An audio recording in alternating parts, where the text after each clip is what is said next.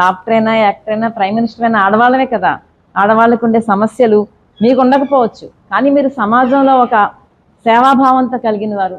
మీ చుట్టుపక్కల ఎవరికి ప్రాబ్లం వచ్చినా నేనున్నానని ముందుండే నాయకత్వం గల మహిళలు కాబట్టి మీతో burning problem of present generation అనేది కొంచెం షేర్ చేసుకుందాం అనుకుంటున్నాను. నా దగ్గరికి వచ్చే లేడీ పేషెంట్స్ చాలామంది ఏంటంటే లేట్గా వస్తారు. ఏంటి అంటే కంప్లైంట్, వాళ్ళ కంప్లైంట్ కాదు, నా భర్త తీసుకురాలేదు, నా భర్త ఎందుకు పట్టించుకోడు, నా భర్త తీసుకురాలేదు కాబట్టి నేను రాలేదు.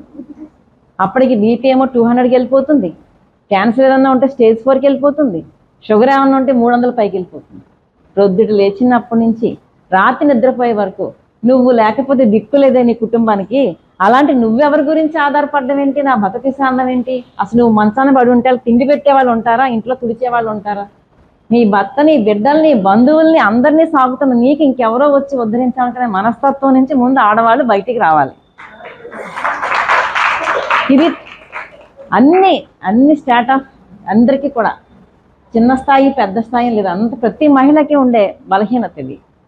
సో ఈ బలహీనతల్ని మర్చిపోయి నీలో ఉన్న స్ట్రెంగ్త్ నువ్వు గుర్తించుకోవాలి. నువ్వు లేకపోతే మనుగడే లేదు నీ కుటుంబానికి, అసలు ఈ సమాజంగా ఏమీ ఉండదు అసలు మనం మూలపడి ఉంటే. అలాంటి నువ్వు బలహీనంగా ఫీల్ అయ్యి ఎవరో వస్తారు ఏదో చేస్తారని అనుకోవడం మాత్రం చాలా పొరపాటు.